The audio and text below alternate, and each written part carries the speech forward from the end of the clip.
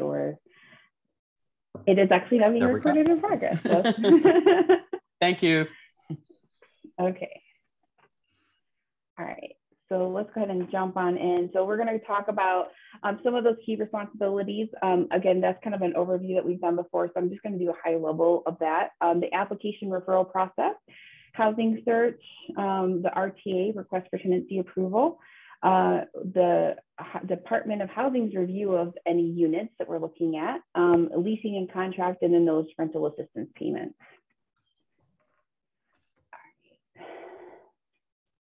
So with this program, we have you as a provider network is this like second party. And I'm not going to be speaking to that as much because that is what you've been working on with your training with Alex and the SHS team. So I'm really going to be talking about the components of the tenant, the family, the housing authority with the rental subsidy, and then the owner landlord.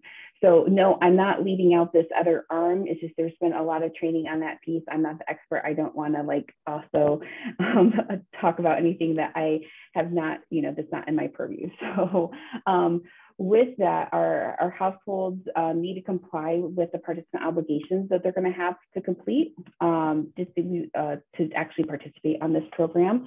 They search for the housing with you, the navigators. They're going to pay their rent portion to the owners. They're going to comply with their lease, take care of their unit, report any maintenance issues to the landlord, give proper notices, and they do need to pay for utilities if they're not paid for by the owner.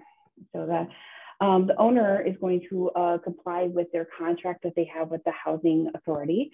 They're going to receive those subsidy payments, what we call HAP payments. HAP is technically a housing choice voucher term, but in our generalness of how we're paying these landlords is kind of coming through the same system. So sometimes our verbiage is going to be interchangeable, even though this is an award program versus the housing choice voucher program. So we're trying to really not use the word voucher, but note that since we do really do both pieces of it, some landlords will have vouchers with us and awards with us and participants in different ways, but sometimes those can be interchanged. So just kind of giving that as an example of what that can look like. We're going to screen, the owner screens the families that are eligible for their units. They enforce their lease, they maintain their units and make timely repairs. The housing authority is going to accept those application and referrals. They're going to help recruit owners as we can, determine eligibility for the program, inspect the units, issue the vouchers and awards, evaluate the leases, make sure that they meet the minimum standards that are required, conduct family briefings. Potentially, this is still to be determined. The navigators may actually be doing the briefings for this program. So this is more of a general what housing authorities will do. We make the payments to the owners, we recertify the families, and then we offer and conduct hearings if needed. So if there's a decision that's being made and an informal review needs to be made, we do have an outside third party who will do that to make sure we're applying our rules and guidance on policies. With this program, kind of a flow chart of like where the paperwork goes and the person goes. So we receive the referral from the by name list and the application gets submitted to the housing authority. If it's complete, so we're going to review the application. If it's incomplete, we'll contact you, the caseworker, to help get that information. We're not going to be directly contacting the tenant at that time. We're really going to be going through the caseworker, the navigator for information that's needed. Once the application is reviewed, it's approved or denied. So if it's denied, we'll let you know. There's very few reasons it's going to be denied. We'll talk through about that. Most likely you'll know ahead of time before what the eligibility is that even they're acceptable for the program. We're going to send you the participant award letter, which is kind of the shopping budget and just notice to the landlord, hey, they do have subsidy that is attached to this. Housing Navigator is going to help them shop for that unit and find a unit, complete a request for tenancy approval, and return that back. We're going to inspect the unit. If it doesn't pass or doesn't meet affordability or rent reasonableness, then if there's no changes that can be made, then the tenant continues to shop. If there can, then we just do a re-inspection. Then after that, we get the lease that is signed and the agreement that is with the housing authority and the landlord, and then we start sending those monthly payments, and then we'll continue with them on the program from the housing authority standpoint.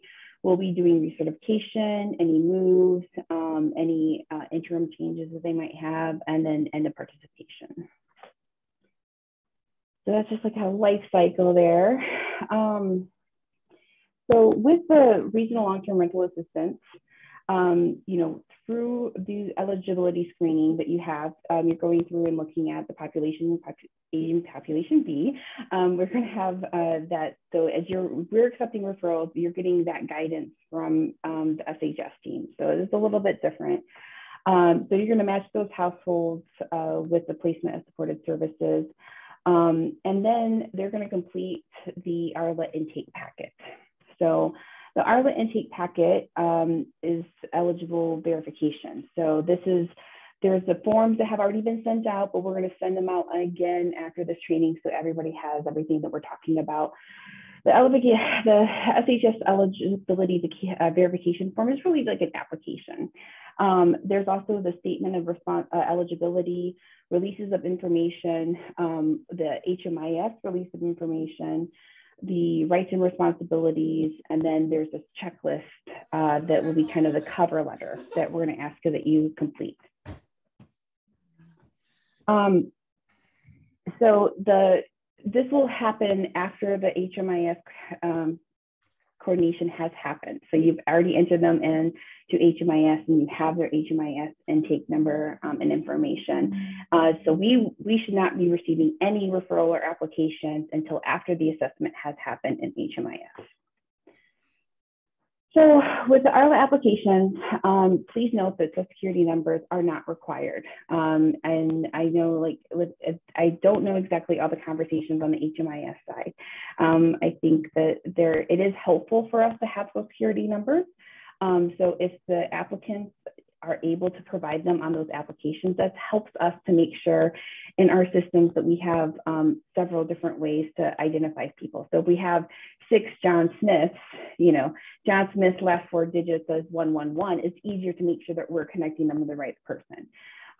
It's not required, however, like it is with our federal programs to have Social Security number, but it is very helpful. It's also something that can be helpful. We do not require the Social Security verification form. But just note that this may be required by landlords having some of this information. So having those conversations ahead of time. If you have it, please provide it, but we will not deny somebody for not having that information. Okay.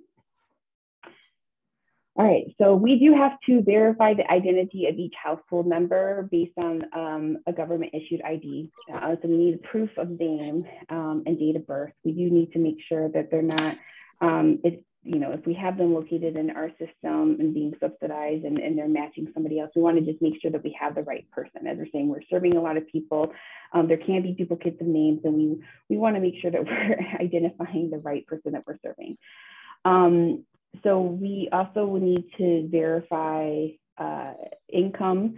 So we have verification forms that can be tools that can be used, but they're not required. So we'll talk a little bit more about what those forms look like and how to get and I think that was part of the goal of this, is submitting a really good application.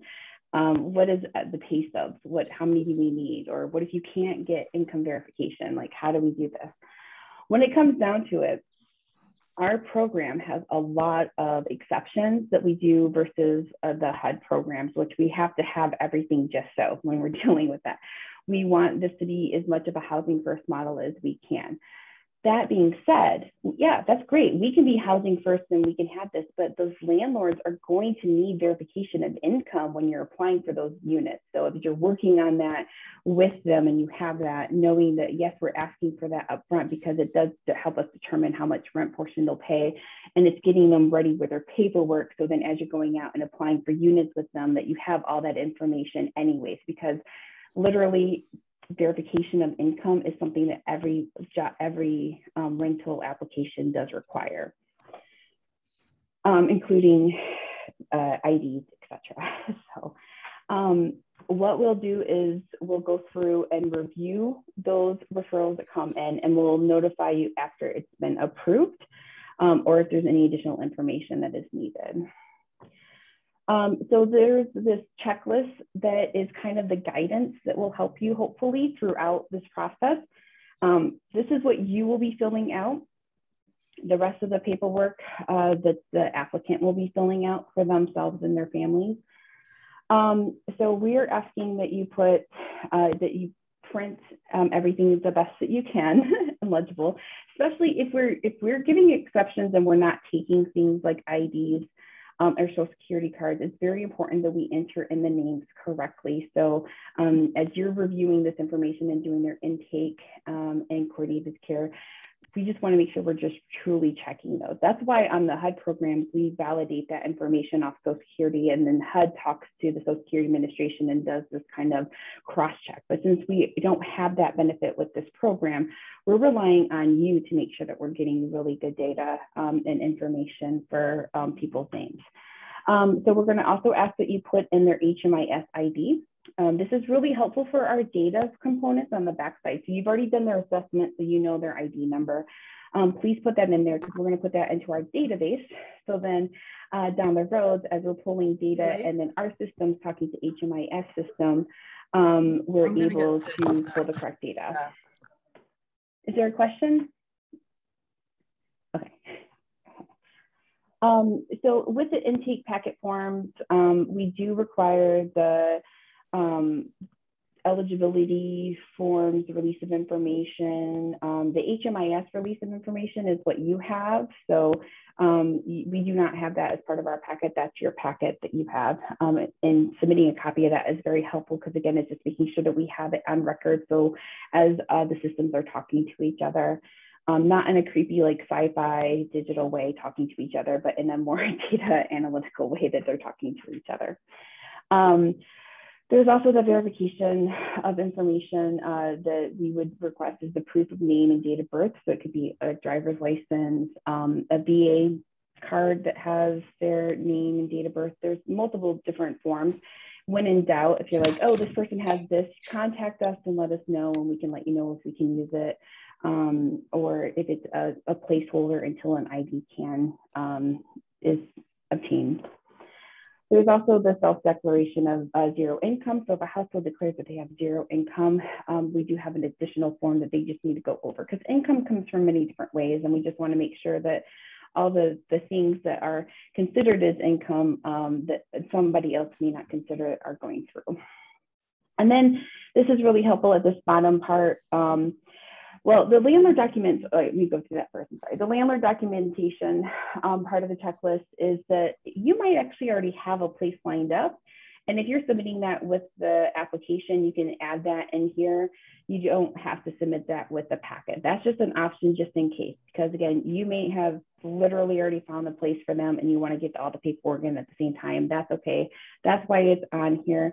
You don't need to submit that separately when you do submit the request for tenancy approval down the road, if that's the case.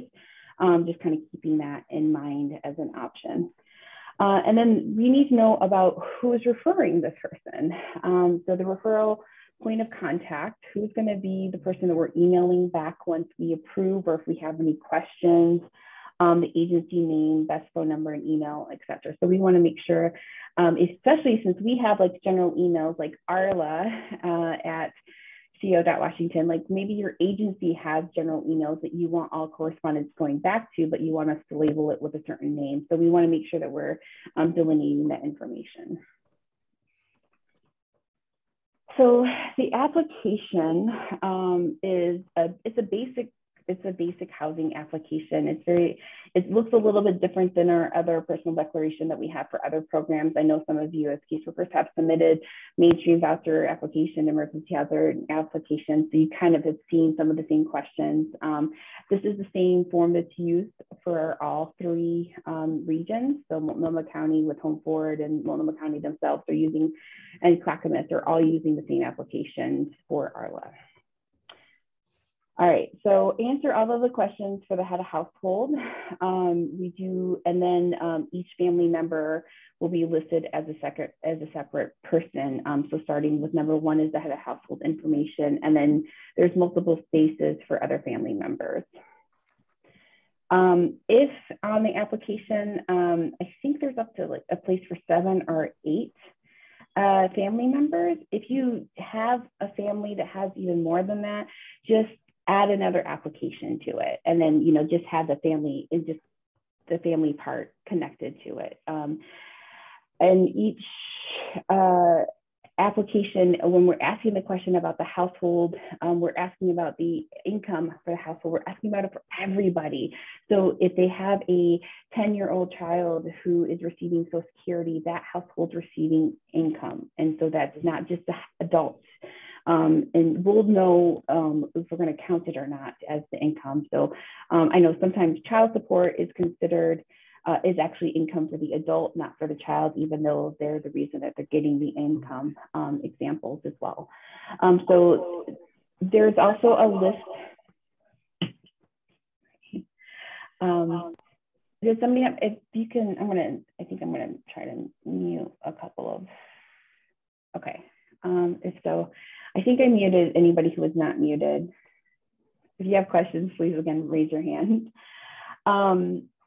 So with the household income, there is a list of different types of the general household income types. So just kind of keeping that in mind there and asking that question and kind of going through. And as you're helping somebody fill out this application, I do recommend you kind of ask them those questions yourself. Like, okay, is anybody in your household receiving unemployment, Social Security, Social Security disability, SSI, like child support, temporary assistance or TANF, military or veterans benefits, like ask like all the questions. And so if they've answered yes to any of the income questions, that's what we need verification of. So if their answer is yes, they work, hopefully we're able to get pay stubs. Preferably 2 to 4 pay stubs is helpful. More than 1 is always the best, but if you only have 1, that is okay.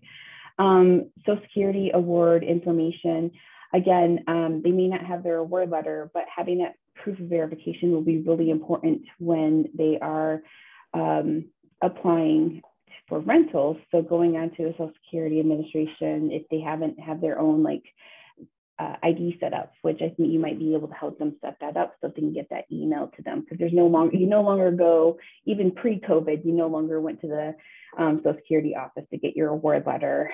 They started doing that where you had to do that online. There's some things that we can get verification for, some state information like TANF, unemployment. So if they don't have that verification, let us know that you are unable to get it. And then when we do our checks, if it doesn't match up, like, oh, we pulled the state screens and we're not showing that, we might have to go to the next question of like, all right, do they just start receiving it, or do they have any letters, or do they have a bank statement and we can see the direct deposit, just something to kind of connect. If not, we always have our back fail-safe is the income declaration, the self-declaration of that. So when it comes down to it, we'll take self-declarations. But ideally, again, because the landlord is going to need this information, the way that we can have it on the front end helps everybody. Us calculating their rent portion to the most accurately will benefit them as well. So we want to make sure that we're counting that correctly. All right. So with the application, just some tips and tricks of good submission is that each adult household member will have to sign the application and all of the other supporting documents where it says all adult household members. So please note that electronic applications are not accepted unless it's done through like DocuSign, where they did an electronic signature that way. They can't just like type in their name specifically on the release of information. So if you're filling that out with them, if you're using DocuSign, again, that's great because that is a valid electronic signature. But if they're just typing their name as a signature, that does not meet the needs. So please also ensure that the names and dates, the births and other information are printed clearly to the best of your ability. So if you're having them fill it out or if you're filling out for them, please go over it. And if you can't read the information on the application, presume that we're not going to be able to read it, and maybe clearly like write it out if possible to help out. I recommend in kind of a training 101 as a caseworker, as a specialist, fill out this application yourself. Like create your own persona, Mickey Mouse. I see a dog and somebody has a dog with them, but make it as your dog's name. And just fill out the questions. You can, so you understand the questions that are being asked and what it feels like to fill out all this paperwork. So then as you're filling it out, you're going to quickly see like all the questions that like what's missing. I don't know. I got to the point before where I was helping somebody fill out paperwork across the table and I'm like, oh, you missed that one right there. Like you can just see because you're like filling it out so often. We need completeness when we're getting these applications. It's very helpful for us to make sure everything's completed. Note the answers on the income question. So as they filled it out, you're reviewing that. Okay, you answered this on income. Please, let's get these documentation, or we need to separate documentation that we have for this unemployment or self-certification of self-employment, zero income. So you don't have to have all those things printed in the packet because we may not need them, but you might want them ready to go depending on what their answers are. So a goal of keeping the applications to the minimum, where, it's not like, oh, here's all these extra forms. The forms are for you to say, yes, I actually now, because they have this source of income, let me grab this additional form for us to fill out before we submit it.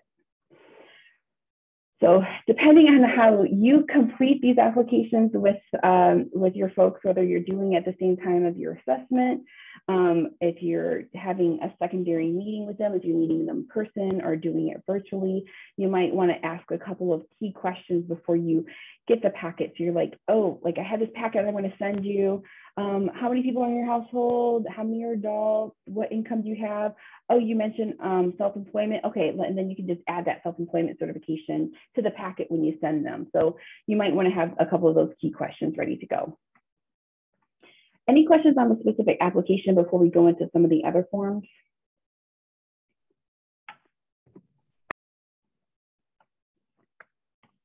Okay. Hi, Liz.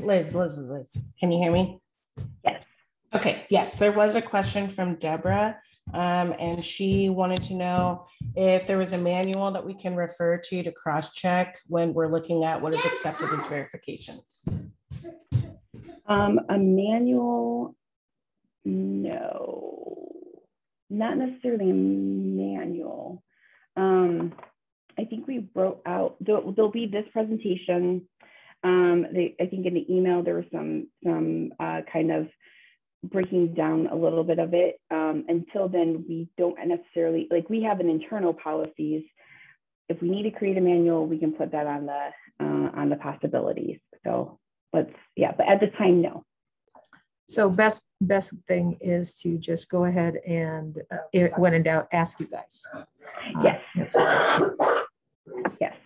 Yeah. And that's where maybe in like practicing and doing your own practice of filling out the applications, go crazy. Like give your practice persona like so many different types of income that you're like, okay, how would I collect this information for this person? Instead of just like maybe a general like, oh, this person's zero income. Okay, well, that was easy. That's one extra form. Make it different, especially if you have multiple people in your department. Practice filling it out together, or you fill it out and have somebody else review it is also a kind of another way to go through, and you can do it as a practice session that way. Yes, we have one more question. Oh, go ahead. Go on, Senwana. It's just Julie. Ignore me. Oh, thank you, Julie. Liz, I just have a question. Where do we send the package once everything has been filled out? We'll get to that a little bit. Yep, that's good. Okay. Yeah. I was just going to ask Pranice if there are specific things that you're looking for that would be that you're thinking of being in a manual.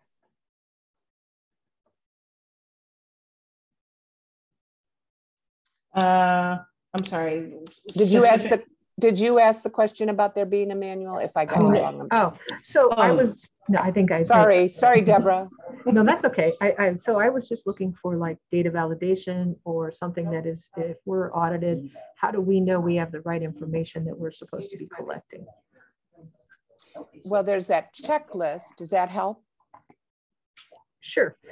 Yeah. That does help. When I'm looking at an identification card, for example, somebody's ID is not valid, it's expired. Is that acceptable? Yes. Yes, it is for us. It is for us. Again, with the housing, we're utilizing Housing First as a model. So we want as low barriers as possible. We 100% will accept that expired ID for this program because that's great. But the question then is, do they need to work on getting an updated verification? So then as they're working on their other goals and getting housed, like that could potentially be a barrier if they don't have it. So yeah, to get past us, okay, but is it going to then halt them in their process, and then they have their award and they're searching for units, but they're not able to move forward because they still need documentation, etc. So they're finding that sweet spot. Okay. All right, I'm going to keep on going. I think I'll answer some more questions throughout the rest of it as we keep on going, but I will have a couple more pausing points. It'll give me a chance to get a drink of water as well as questions. So the release of information, it kind of just, again, authorizes, it gives us the kind of overall information so we can talk to you all about this person, same with the HMIS release of information. It kind of gives us the ability to do those state screen checks and pull any verification that we need on our end that we might be doing instead of having that upfront verification. It does need to be signed, again, by all household members that are adults. So if there's more adults, then just please print another one or add another one and have them sign that secondary release of information. It is valid for 48 months. So it gives us that time, and we'll have this, it's going to be part of that recertification packet. So that's the next time that they'll sign it. That's why it has such a long expiration date on it. We also will have them sign a rights and responsibilities. This is kind of the general information that's like, how do I maintain the information? Like, what is my relationship with the Department of Housing as a tenant, as an applicant? And so kind of our guiding principles. So it's just a one-page document kind of explaining what is your rights to this award, what are your responsibilities to be a good tenant. So I'm going to ask that you do go through this with the participants, the applicants, and talk to them specifically about where they fit in, because that can be some of the biggest confusions that we've seen with other programs coming on, and including our voucher program. We do briefings and we try to explain this. So then in 6 months or 2 years down the road, when we're asking for something and then we're having to send a notice of compliance, like in order for you to participate on this program, we need X, Y, Z. Luckily, we don't have CFR 24.985 and all the other HUD regulations that we have to refer to in our 439-page admin plan for our housing trades voucher. It's a little less complex than that, but we still have some good things that we want to go through. So please go through and tell them a little bit like what our goals are. So as Washington County Department of Housing, our rights or our responsibilities are to treat each participant with respect and return our phone calls as best we can. We are going to also probably find that sweet spot of referring them back to their caseworker. So with RLRA, we will not be working with the tenants quite as much, but they have a right to still contact us if they have questions about their rental subsidy. We just want to make sure, since they're getting that whole package of supportive services, that you are all in that kind of conversation as well. So versus with our other tenant-based programs, we are specifically working with the tenant a lot more. So we're going to find our sweet spot there. We're also going to pay that rental assistance portion of their rent directly to the landlord each month in a timely manner.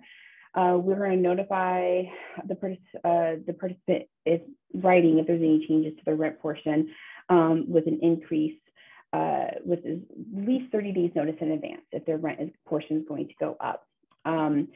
if the tenant fails to let us know in time, or their recertification paperwork was late and we're just still moving through, they may not get their full 30 days notice because if it was their delay. But we're going to do everything that we can to make sure things are processed in a timely manner.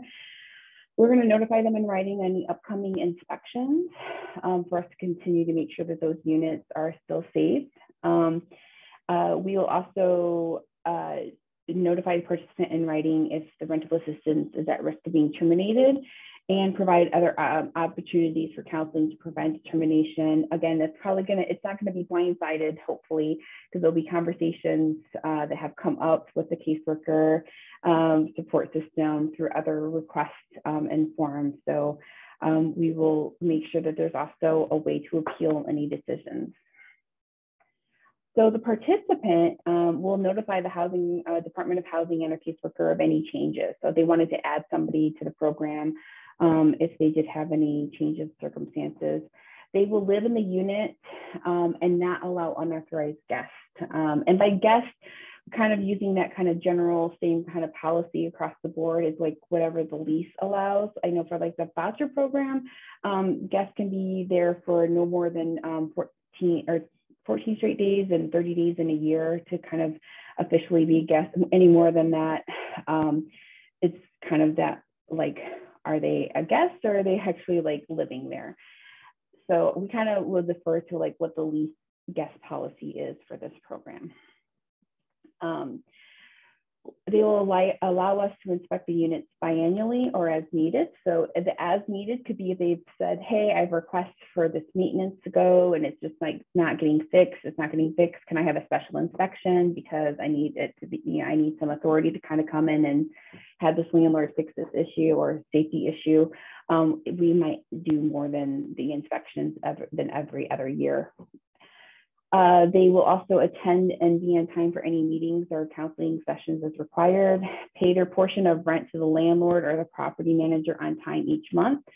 They will report any changes with new income, family members, or live-in aides moving in or out of units. A family member leaving the unit 30 days or more, so they're going to have a long-term absence. After they've been given any notices from the landlord, so if the landlord's giving them a violation notice or a notice of contract rent increase, we need to also get a copy of that from the tenant. If they're requesting to move out or terminating their lease, if they want to start that move process, if they are exiting the RLRA program. And most of this is going to actually probably be coming through you all instead of directly to the housing authority, but you're kind of just, again, it's explaining the expectations of them as a tenant and to participate on this program.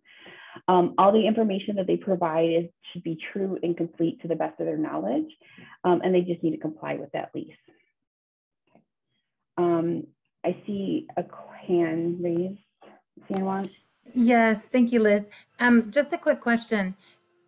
What if our participant is not able to pay their portion of the rent for 1 month? Let's say they're doing well, because our thing is creating stability for them, right? Or helping them create stability. Let's say 2 months in a row, they're able to pay their portion, month 3, they're not. Is that something that we can help with or not? Alex? All of your contracts have additional retention funds in there for these types of situations. Yeah. So I think, yeah. Okay. Yeah. So picking back up on that is that, like, I think if it is like that one-time situation thing versus like it's a long-time change of their circumstances. So if it's the one time because like a bill happened and it kind of put them off, that's where that retention I think that Alex is talking about is part of your contract.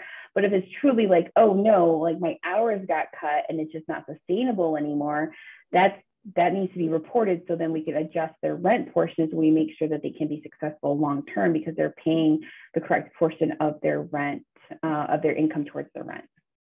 No, I was asking about that one-time fluke, and thank you, Alex, for the retention. I kind of knew that we could use those funds for different opportunities, but I wasn't sure about, let's say, that 1 month that they can't make rent.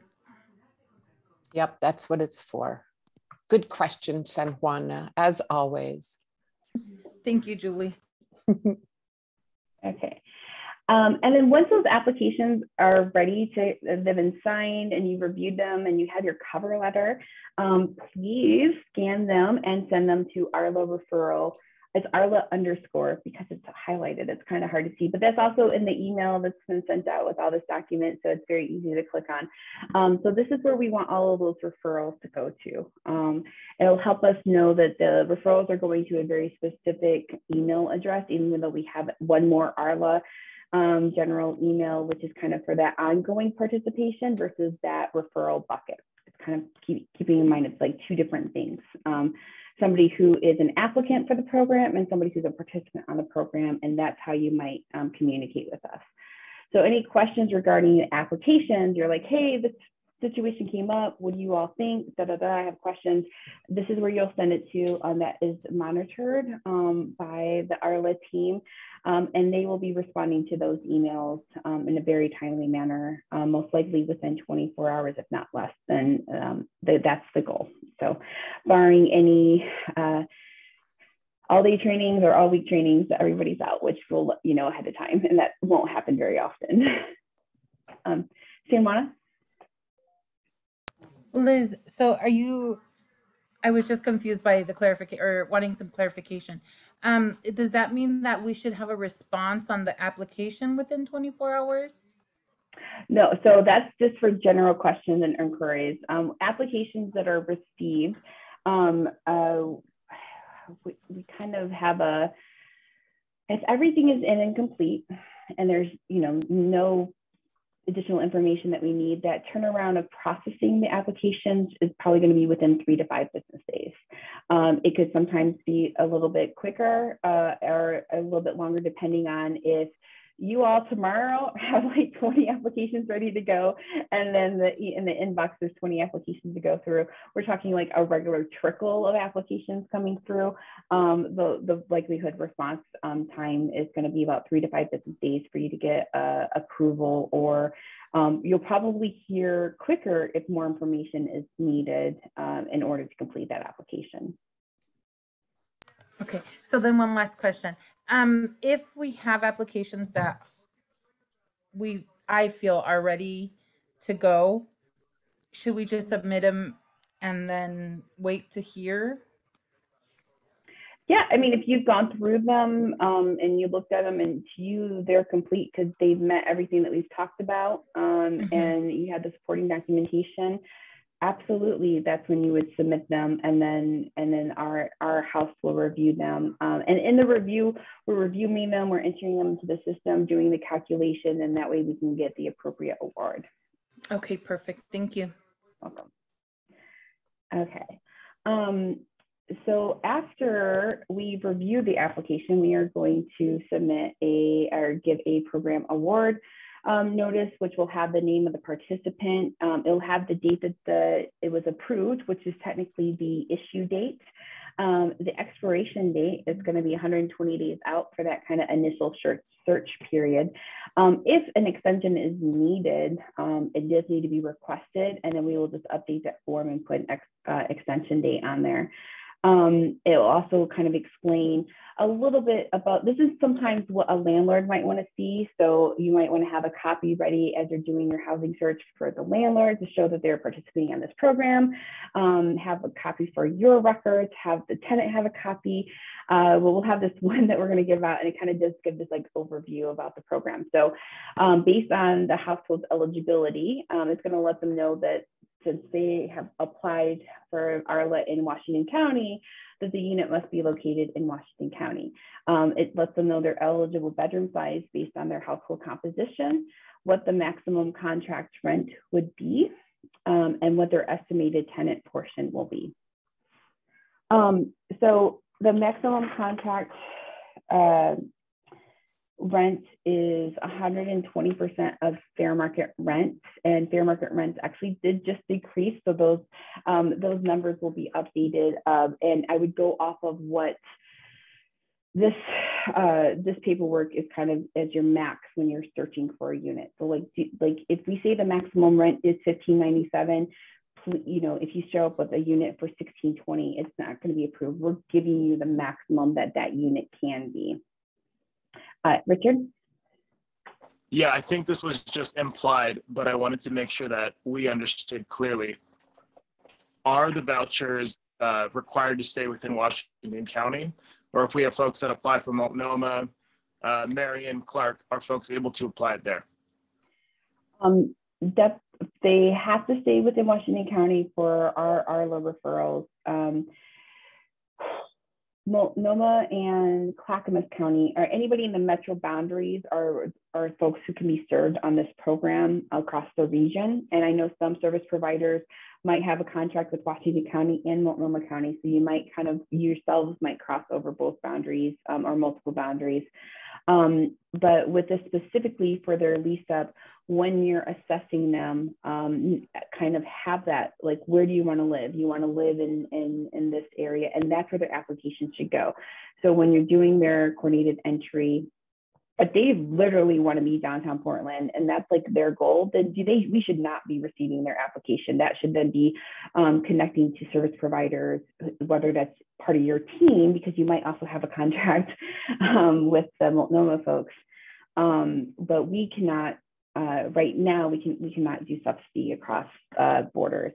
So we are only in the metro region of Washington County. Okay, thank you, Liz. Okay, Richard. Hannah? Yeah, real quick, is there any dedicated funds that are going to be allocated for covering any sorts of security deposits or move-in costs associated with the voucher program? Yeah, Hannah, your contract has everything in it. Furniture, Really? application fees, talk to your boss. It's all there. Like thousands of dollars in funds for everything. Person dishes, couch, TV, application fees, security deposits. It's Christmas time. Woohoo! Honestly, Christmas. All right, I'll make sure I talk to Or Pedro. Hanukkah or Ramadan or something. Yeah, Perfect. everybody has all the bells and whistles to make sure that your participants are successfully can move in and retain their housing. Love that. Thank you, Alex. You're welcome.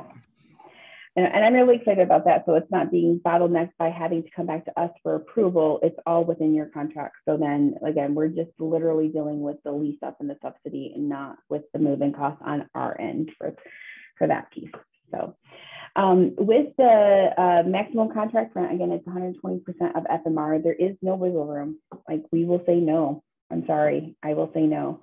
As much as we want to work around that, that's just, we're getting the max. So the estimated tenant portion is going to be 28.5% of the household's income. So an example of that is that if the household is receiving $794 with SSI, their tenant portion is going to be $226 because that's 28.5% of their income.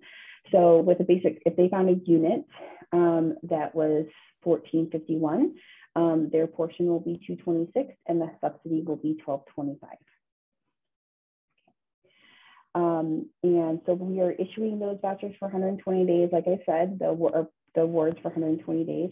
If they're engaging and needing extension, we will close them out. However, if there's no extension request, and then they can get re-referred. We cannot have things open forever, because at one point, you know, if we give an extension for then 60 days and that's 180 days, that's 6 months, and they just drop off again, they'll need to reapply, because we'll also need to make sure that their income is then up to date, because there could have been changes since then. So as much as we would like to have it just open-ended, the timeline for those ROIs that have a limit, we also need fresh ones, because we need to make sure it lasts until their recertification piece and stuff like that. So again, when we do say we're closing them out, it's not just to be, you know, hard-nosed or anything like that.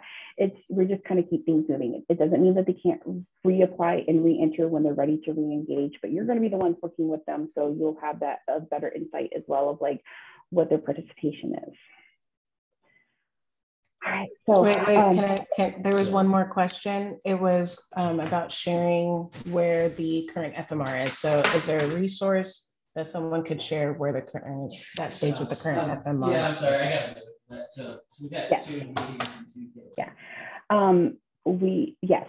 I can't think. There's remember. a link in, let me see if I can find it and I'll put it in the chat. Okay. Thanks, Julie. So the applicant is then going to start searching and engaging in their housing search.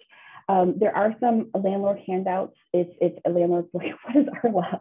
Like, I know what the voucher is, and I know this, like, what is this new program? And as you're working with them, they might need more information to engage. They can also contact us directly. Like, if you need to, you'll be working with them, but if they're like, I need to hear from Washington County directly, like, feel free. That's when you can refer them to the RLA general email, and we'll kind of talk to them about that. Yes, this person, yes, we did issue that award and this new program. We get that with any of our other subsidy programs, right? It's a lot of trust. We're asking a lot of information on our paperwork, especially like, hey, fill up a W-9, let us know about your tax information. People need to trust that. So we understand that there's going to be some questions. So we do have our request for tenancy approval. To keep it simple, we're using the same one for all of our rental subsidy programs. It's just the same one. So it does have very generic language on it for the Housing Authority. It's going to hopefully be helpful for you if you're working in different programs as well, but it makes it easier for landlords not to, if they've already filled one out and we already have them in our system, they kind of know what they're doing, then it's a little bit quicker and easier. Those housing placement supportive service providers, please help fill out those applications and help, as you're helping them do those application fees, etc. It will do that 120 days. So if a landlord sees an expiration date and we need to update that, we can do it because they get very particular about those forms, the voucher or the awards. They get very particular about, well, it says 1 bedroom. They can find a 2-bedroom unit as long as it's the affordable amount. We're just saying that's what they're eligible for, the 1-bedroom like payment subsidy. But they can rent a 6-bedroom unit if they can find it for $1,000. Like, not going to happen in Washington County, a very expensive place to live, but that's an example. It's arbitrary, but landlords will sometimes clam onto that. Okay. One additional thing that we need you all to do is to make sure that the unit is in the metro boundaries. We cannot serve a household on RLA if they're not in the metro boundary. So that is something that's going to be done on our end, but we need for you to also, as you're looking for a unit, plug it into this map and search for it to make sure that it is there. So this is going to be also, again, I think we'll get you this link specifically, or in this, Prenice, can you put the link in the chat? I think you have it bookmarked. So this is the Metro map. It's just kind of like Google. There's a whole map function. I just didn't circle that there. If you put in the address of the unit, basically it's going to give you this information and the political boundaries. You just want to make sure that the Metro Council district has a number. So typically 3 and 4 districts are served in Washington County. A little bit of pockets of them are Clackamas, and because Clackamas actually comes below Multnomah, and Multnomah, just a tiny bit of pockets, but pretty much if it's 3 or 4, it's going to be Washington County. If it doesn't have a number or says NA, then that means it's not part of the metro. So like Banks, North Plains, those are not part of the metro boundaries, and we cannot serve people on RLA there. So if you're going to apply for a unit, before you even have them apply for that unit, please plug in this address, confirm that they're part of the boundaries, and then you can have them fill out the application and then all the request for tenancy approval documentation. Okay. We're also going to do a double check when anytime we receive any request for tenancy approvals. Our team, Christian, is going to be plugging in the address and making sure before we go out and inspect it. All right, so that landlord is complete screening the tenant for their unit. We've already screened them for our participation. They need to submit the forms. So the landlords say, hey, this has a lot of personal information. I just want to submit it directly to the Housing Authority. They can do that. It's okay, let them do that if you want to. You can then follow up with us and say, hey, this landlord from XYZ is going to submit this, and we can then let you know when we receive it, because if you want to have that closeout, we get it. But don't worry, you don't have to say, no, I have to submit this to the Housing Authority. Don't worry about that. We do have the disclosure for lead-based paint. The unit was built before 1978. We do not encourage people to lick their windowsills just in case. Bad practice. That's terrible. I know, but I don't know if anybody's ever done this. I've gone through HQS training and I'm like thinking about the house that I grew up in. I was like, I don't know that the house I grew up in would have passed because it had like, you know, like I'd have to open up your window and I'd put the book there to keep it open. It was a lovely house. My parents said it's great, but just still. Anywho, so tips and tricks, please have your tenants go to the unit and like view it themselves. Make sure that it meets their needs. When we're inspecting it for HQS, when we're inspecting to make sure that it's safe, that's literally what we're doing. Yes, there might be a small stain on the carpet, but that doesn't, you know, like it's just wear and tear. But if they get in there and they're like, oh, this is not going to work for me, the paint color, there's just so many things that people get upset with afterwards. You're like, but they need to actually go through and look at the unit. Is this going to be okay? Will I live in it? Will this be, you know, like they're signing a year lease. They're signing a lease to live there. They cannot just break it in 2 months if it doesn't work out. So having that conversation is the best that you can with them will help them understand, because yeah, we might be able to let them move on our end, but if that landlord is not willing to let them break the lease, they've signed that lease and they're committed to that lease. And we've also then signed a contract with that landlord. So also the request for tenancy approval, there's tenant sections that they will need to complete. Go ahead and have them sign that while they're signing the rest of their application. That way you have it. So then if you don't want them to have that paperwork and carrying it around, you have a completed copy of that with their tenant signature on it. So then when you give it to the landlord to complete it, they can send it to us directly and it's complete and ready to go. And we don't have to say, oh, wait, we need the tenant to sign this information. So that is another tip that could be helpful. All right. We only have about 20 more minutes and I do have a bit more to go through. So I want to pick up the pace a little bit, but we've gone through the application part and searching. So then we have our request for tenancy approval, RTA, RAFTA, we say that kind of same lingo. Note that there's information the landlord's going to be completing and the tenant's going to be completing regarding this packet. So this is kind of what the cover letter of it looks like, the part. We do have it specifically, even though it's the same general form, for our ease, when it comes into our office, we have updated what program it's coming from. And so we do have RLA in there, right there. So, and as well as the RLA email address that the landlords can submit. So this is the RTA for the RLA program. That's the only places that it really says RLA. The rest of it is literally word for word the same as any of our other documentation. We can look up the client name when it comes in, and that helps us as well. But it, as we receive and we subsidize a lot of tenants and a lot of families in the program, it just kind of helps us get paperwork to the right desk a little faster. So we're gonna have this information is going to be complete about the unit. This paperwork is really important that it is all completed. So if you're the one receiving it, review it yourself and say like, oh, you didn't tell us what the days the unit is available for inspection. Well, that's really helpful for us to know, because if the unit's not ready until November 2nd for inspection, we know now. So then when we're kind of reviewing it and we're sending it to our inspector to schedule that initial inspection, they can kind of keep that in mind for their radar. Those things are very helpful. We also definitely need to know the year the unit was constructed, the request start date of the lease, the number of bedroom size, proposed rent. Since we have to do rent reasonable, when we are reviewing the units, we're making sure that the units are reasonable based on other comparables for the area. So if they have this 1-bedroom unit and they're charging $2,600 for it, and we run a rent reasonable, like, I'm sorry, there's no $2,600 units in Cornelius. That's the highest. It's just not reasonable. We have this program that we run it through.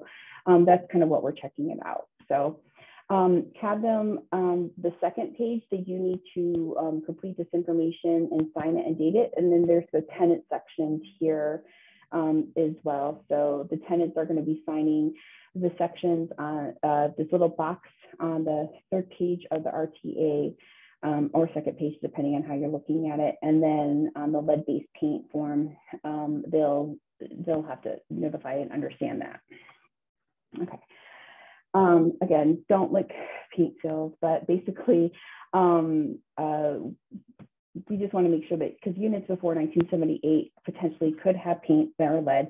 That's it's over 40 years ago, so most likely that things have been changed. I don't know when HUD will ever like say, hey, this isn't something we need to worry about, because everything's been updated since then. But until then, it's still the possibility. So we just want to make sure, especially families that have children younger than 6 years old, that's a big concern. All right, so then there's all the information we are requesting for that W-9. So we can pay the landlord if they want to pay their subsidy directly to them. We need that information. And then there's another release of information that the tenant will sign, just kind of for us to talk to the landlord regarding the, since we don't yet have a contract with that landlord, there's kind of this implied that we need to be able to look at that unit. So the housing authority is going to review that request for tenancy approval, make sure it's complete, do our rent reasonable checks, and then also make sure it's affordable for that unit. So we have to just make sure it doesn't exceed that 120% of FMR. All right, so the inspections come in. Again, we just need to make sure that the unit is empty from previous occupants unless they're leasing in place. So if they ended up finding a transitional housing through this process and they're leasing in place, that's a little bit, or there's some possibilities that's going to happen. The likelihood is still there. So we don't have to have people remove everything from their units. The date, on our RTA, it does state that we'll inspect the units within 10 business days, but however, it's usually pretty quick. It's usually 2 to 5 business days. Once we receive the request and then we're forwarding that information directly to our inspectors, depending on their schedule, sometimes they're like, oh, wait, I'm going to Beaverton tomorrow. Let me call this landlord. I might be able to, after my annual inspections, I can just get this like an initial. Our team really wants people to get leased up. They don't want people to lose these units. So we work really fast, but it can take a little bit of time because we are trying to use our schedule as well as the landlord's schedule. So if the landlord's like, well, I can't even do it till next Tuesday, or the unit's not even ready for 2 weeks, like that's part, like there's nothing we can do about that. If that unit's not even ready because they're having to turn that unit over. If the unit passes, the landlord can sign that lease and the tenant can move in right away. If the unit fails, the landlord will receive a notice and just letting them know what they need to fix. And if they can fix it, that's great. We'll go out and we'll re-inspect it. If not, if it's a final fail, we cannot pay subsidy there. If there's just some reason we cannot pay subsidy there, please move on. Do not dig your heels in on that specific unit. We will do everything that we can to make sure that we can move forward with the units as we can. Like, again, our goal is to house people. So we're saying no, it probably has something very egregious that's going on. Right. Once the inspection passes, they can enter into that rental agreement and sign the lease. We are saying 12 months. However, we understand that our goal, we might have to be flexible about the way that we're leasing people up. So if there's something that comes up that's a little bit different, we can talk about those different situations that are, let's say, non-traditional. Hey, this landlord is only willing to work with this, they're not really sure. They don't want to, this tenant has a really bad rental history. So they only want to go month to month, or they only want to go for 6 months because they're just really not sure. We can work with things like that. So just talk to us when it's a non-traditional 12 months. But the goal is for stability. So let's try to get to that stability if we can. So that's a kind of, I would say, always the first pass is for the stability pieces of it, for the traditional parts, to help build up those positive placements, etc. And then if that doesn't work, then let's get creative. And yeah, we'll totally just be Punky Brewster and we'll get different colored socks or whatever we need to do.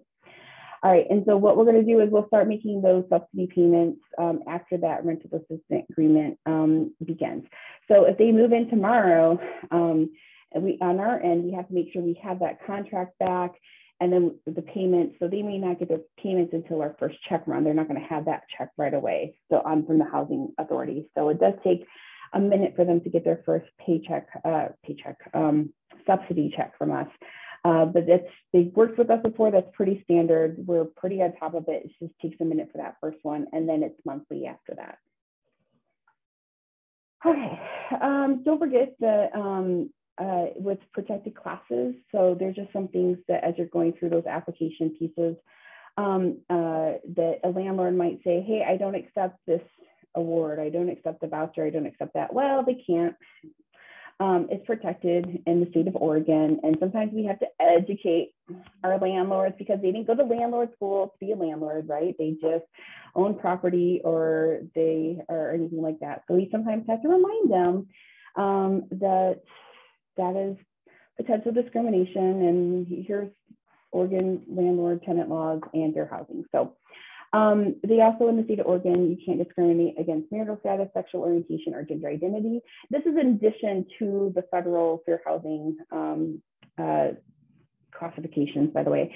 In Beaverton, discrimination or protections include type of occupation and then over age of 18. In Hillsborough, the domestic partnership is in addition to the state and federal protection. So just a little FYI for the different areas. All right, online on our website for the Department of Housing, we do have more client forms, which includes like a good place to live, which is a in-depth housing quality standards, FYI, if you really wanted to know what we're looking at when we go into room to room, that can be helpful, including the lead-based paint pamphlet, preventing housing harassment, understanding your housing rights for domestic violence, and BAWA, the certification form. So if somebody is needing to certify that information, fair housing rights for the federal level and for the state level. And then a reminder, just don't commit fraud in connections with programs. Like, it's a very open program. We just need people to let us know what's going on with them, which is a hard ask, I know. We are technically a government agency, so that can be a little bit hard for people to inner trust. And I think that's where your relationships that you're building with the folks are really help. So once the family's moved in, the tenant is going to pay their rental portion each month, and then they're going to pay their responsibilities for their utilities. So if they're responsible, they need to make sure that they have that kind of set up. The landlord's going to receive that tenant portion as well as a subsidy, and the tenant portion and subsidy combined equals the contract rent. Give 60-day notices for any contract rent increases. The landlord can access a portal for payment information on our end, because we're going to enter them into that. Once we have them on our section, we'll have that ready for them to go. And they can also opt into direct deposit. So if they want to have that electronic funds transfer instead of having paper subsidy checks. So we are going to send the rent change notice to the landlord and tenant that will confirm the final rent portion, because as we said on that award letter, the estimated tenant portion is X amount. And again, we use the word estimated just because if a tenant has a change in income, we just want to make sure that it's not saying, well, you said my rent portion was going to be $221, and then in the end it's $227. I've had conversations with people about that hill, even though it said estimated on there. So just reminding that. So the housing authority is going to pay the subsidy. We're going to do those check runs. We do them 2 times monthly. We do the monthly one for the big, just general first of the month for the rent payments, but we do a mid-month check run, which helps for any of those mid-month move-ins, or if there is a hold on something because of a delay. It just, we want to make sure that it's happening at least every 2 weeks. And we usually close our check run dates about 3 to 4 days before the end of the month for processing. So yes, if somebody moves in on the 30th, they're not going to get paid by the housing authority on the 1st. They're going to get paid that next mid-month check run is the first eligibility that they'll have for their payments. I'm almost done, and then we'll only have a few minutes for questions. It's a lot of information. Thank you all for bearing with me. We just want to go through this process just to give it a big scope. And I know that as you're going through the first few times, we're here to support you through this piece. We have a lot of our forms and documents, specifically the ones that are across the region, have been already translated into these specific languages. So right now, we're trying to put them into our system, which means putting our name and logo on them.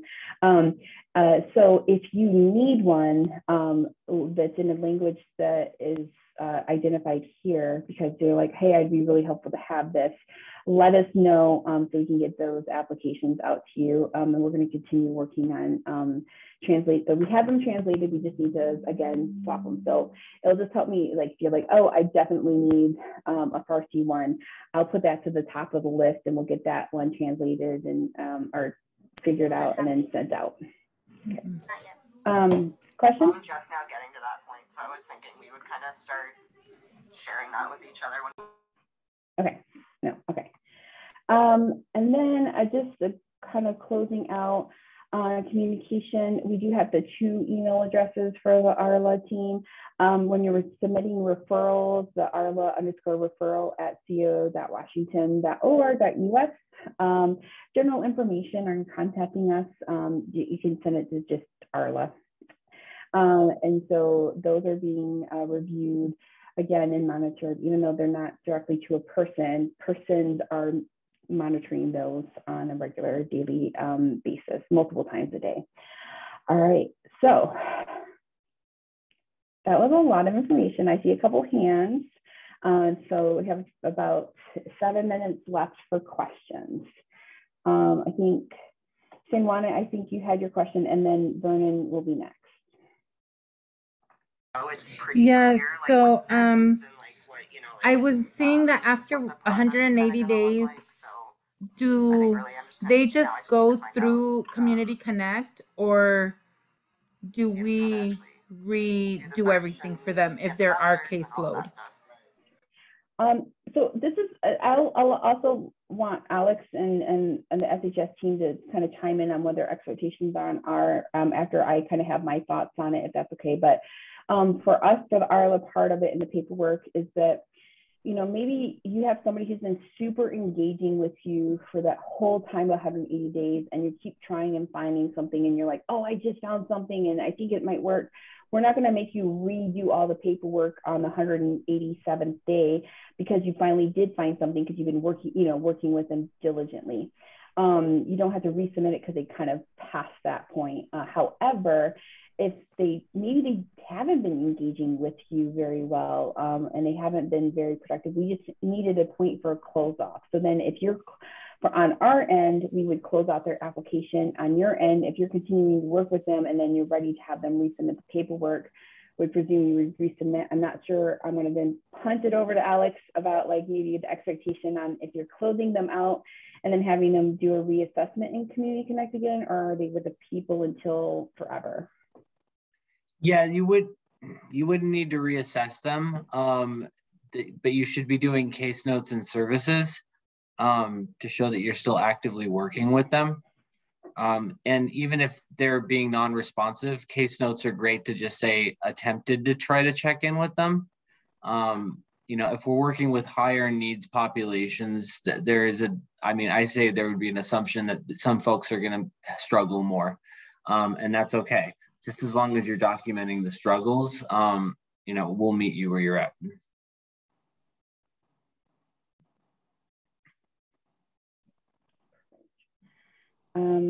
Thank you. And Vernon, you had your hand up? Yes, I was just wondering, we're in the process of hiring our case managers. So when we do onboard them, who would be the point of contact, or what direction should we take to have this information provided to them? We're going to record this and put it on our YouTube channel, Vernon. And then when they do the HMIS training, they should get caught up on a lot of stuff. So between these videos and the HMIS trainings, I think they'll be all right.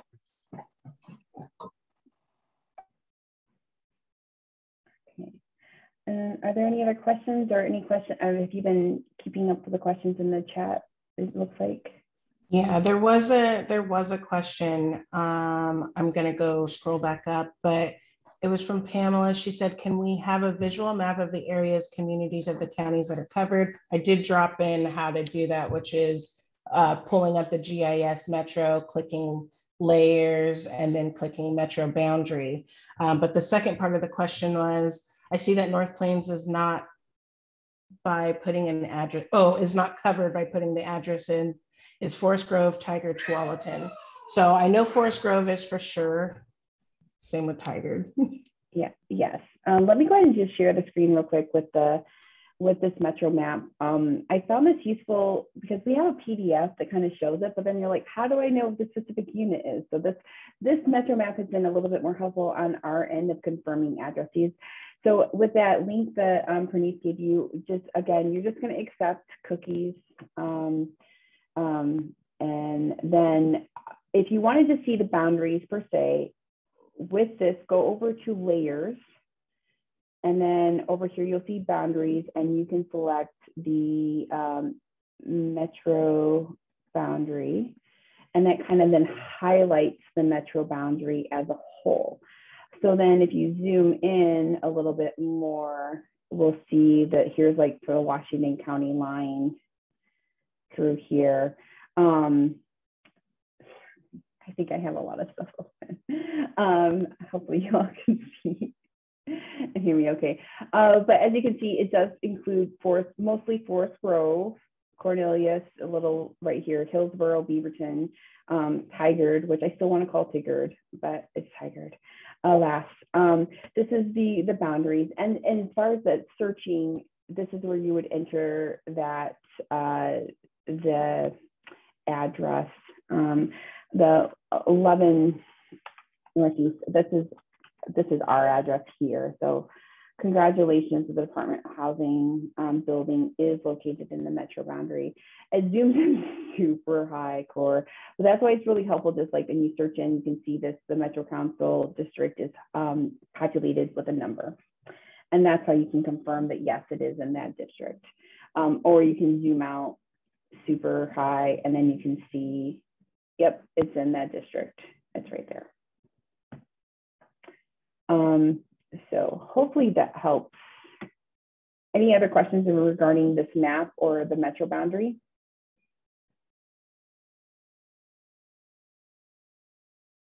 Okay, and that's correct. Like North Plains is not, and like all of Washington County is not. It's mainly this is the corridor that's allowed. Okay. We have 1 minute left. Any other questions? Any comments, Alex, or the SHS team? Okay. Well, if you, thank you all for attending today. I know, again, it was a lot of information, and I think an email blast has gone out with the paperwork packet again and kind of some general information. This recording will be posted on the YouTube channel, as well as feel free to email the RLA team with any specific RLA questions. Your RLA team consists again of Praneeth is the RLA supervisor, Christian Vasquez is the occupancy specialist for the RLA team. So if you email me directly, I might refer you to them, as I just want to kind of hand over some of those batons, but I also am available if needed. And it will continue to, I think the office hours were canceled for tomorrow, but in future office hours, the RLA team will be represented as well. Thank you, everyone. Thanks, everyone.